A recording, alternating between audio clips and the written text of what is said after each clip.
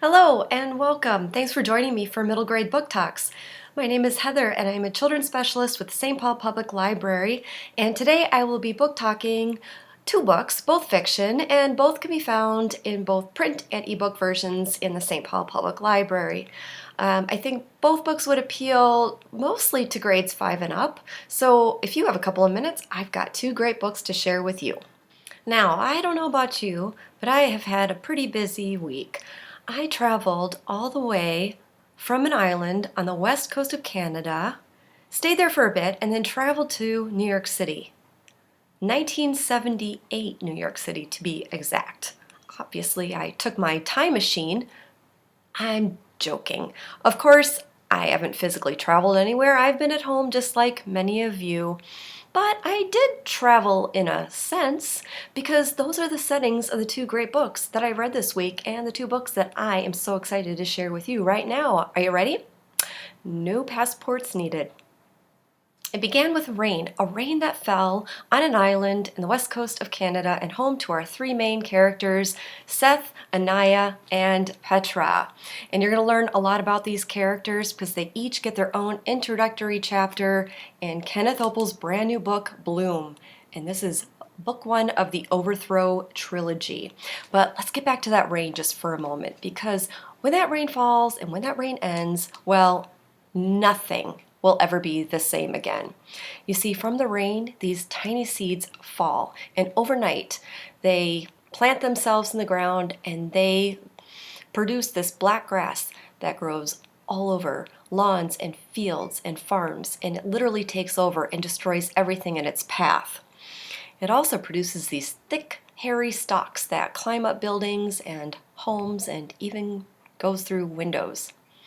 Now, these invasive plants, they are terrorizing people around the planet, and people are falling prey to the toxic fumes that these plants produce. No one is immune, no one except Anaya, Petra, and Seth.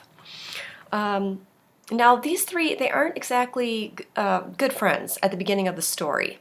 Anaya and Petra, they used to be friends, but they had a falling out. They do share something in common, though. They both have severe allergies, and those allergies sort of magically disappear when all this chaos starts. Now, Seth, he's a quiet boy. He's fostered by a couple of elderly people, and he enjoys drawing, and he has these mysterious marks that run up and down his arms.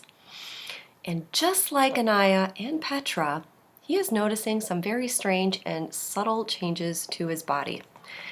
Before long, these three are taken to a military base, and they undergo some medical testing, and it's there that they learn the truth about their origin.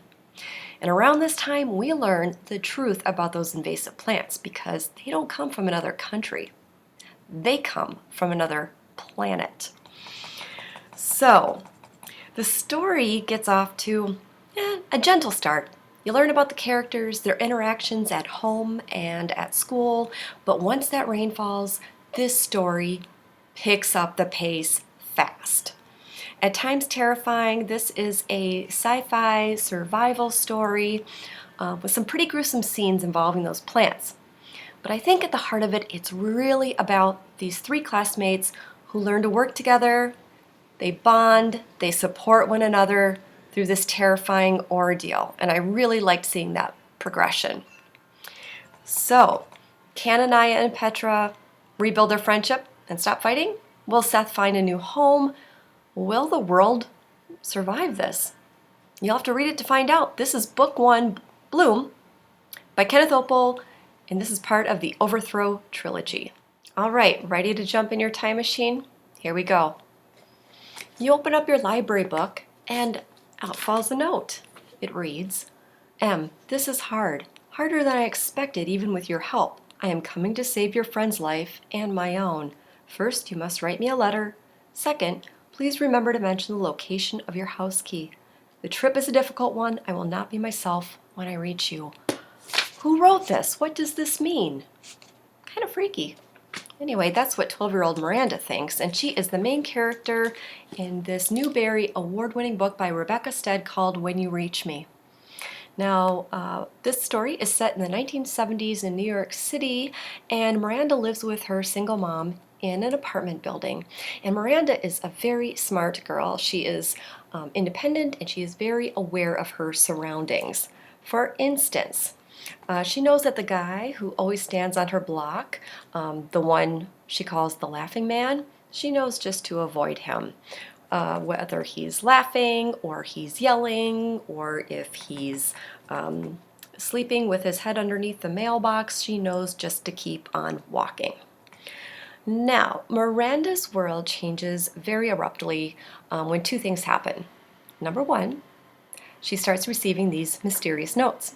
And number two, when she's walking home with her best friend Saul, a boy comes up and punches Saul.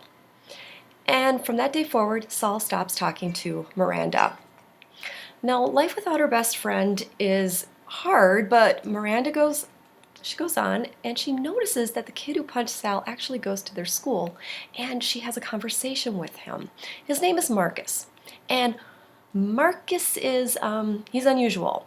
And it's not just because he's really into math and physics, but it's sort of his knowledge and his insistence that time travel is a possibility. And Miranda seems to be a little bit overwhelmed by this because Miranda is someone who is very much grounded in reality. So while puzzling over Saul and Marcus, Miranda goes on with her life. She makes new friends. She gets a part-time job. I think readers will really, really connect with Miranda because a lot of the things that she goes through are very typical things that most middle school kids go through. But those cryptic little notes keep appearing and continue to hint that something is about to happen. All of which lead to a conclusion that I will just say is both sad and wondrous and involves a little bit of time travel and possibilities. This story is a puzzle with so many layers.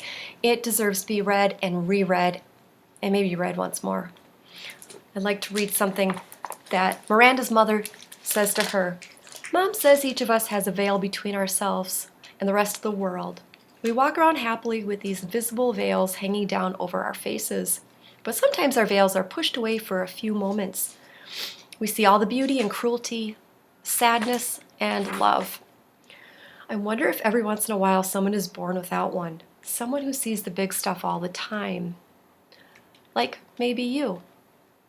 Somehow this felt like the perfect book to be reading right now, and I hope that you will pick it up as well. This is When You Reach Me by Rebecca Stead. Thanks for listening, everyone. And remember, you can find these books in print and ebook versions at the St. Paul Public Library. Now go tell someone about a book that you loved. Until next time, keep reading.